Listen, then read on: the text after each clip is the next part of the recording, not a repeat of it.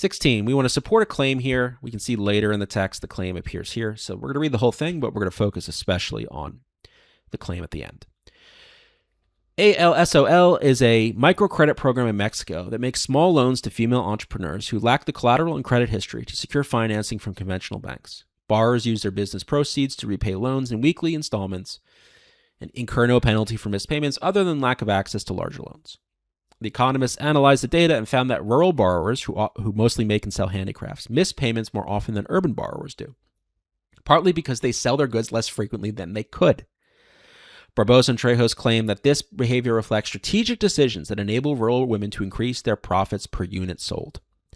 So we want to find something that would support this claim, that the reason why they are paying less frequently or they're missing payments is because they are not selling their goods as often as they could.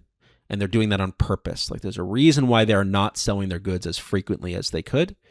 It's allowing them to increase their profits per unit sold. So whatever our answer is here, it's got to support that idea in particular.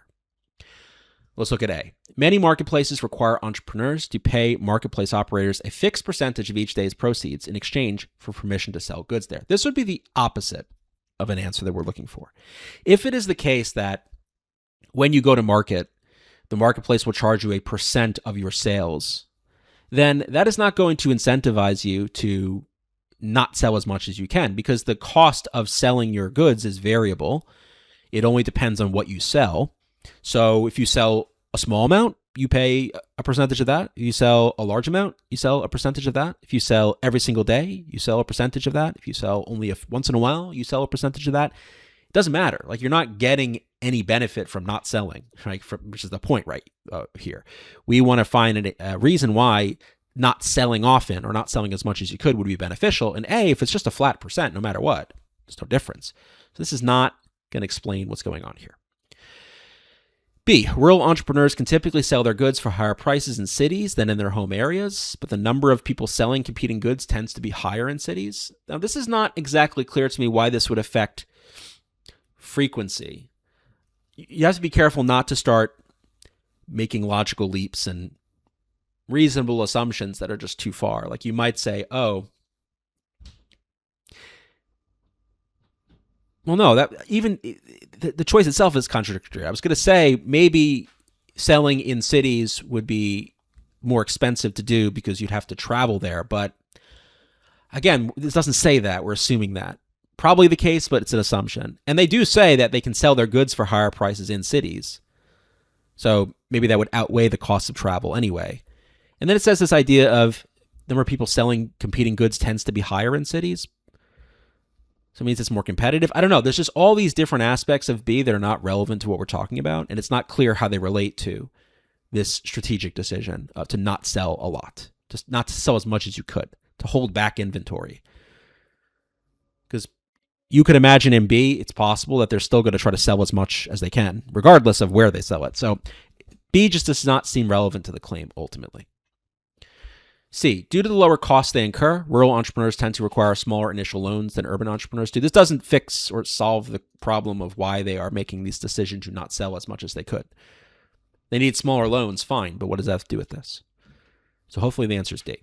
The cost to rural entrepreneurs to bring their goods to towns with marketplaces is high, but largely independent of the number of goods they bring. Very interesting. This actually kind of gets into what we were maybe leaning towards in B, but D is more explicit about it. So there's a cost to bring your goods to town. Therefore, it's got to be worth your while to do so.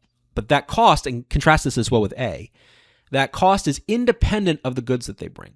So wouldn't this incentivize you to make big trips rather than daily small trips, right? When you're going to sell when you have a lot to sell, because that will bring down your fixed cost. Like, I'm going to make up numbers. If it costs you $100 to bring your goods to town, no matter whether you are bringing 10 things or 1,000 things, then it makes sense to do the 1,000. And so that means you're not going to do trips more often. You're just going to do less frequent, bigger trips because the costs are spread out more evenly. If you did more frequent trips, you maybe would sell more overall, but then your fixed costs would be higher because you're having to go every single day or more frequently to market, and that incurs costs.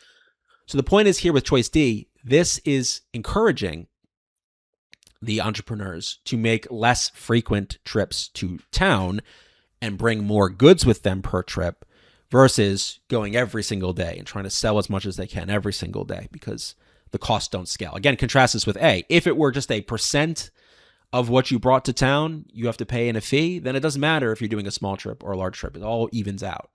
And so you should just sell as much as you can because it's all variable. But D is this kind of fixed constant cost that can be managed in this way by making fewer, larger trips. And so D is the evidence here that's going to support the claim. So 16 is D.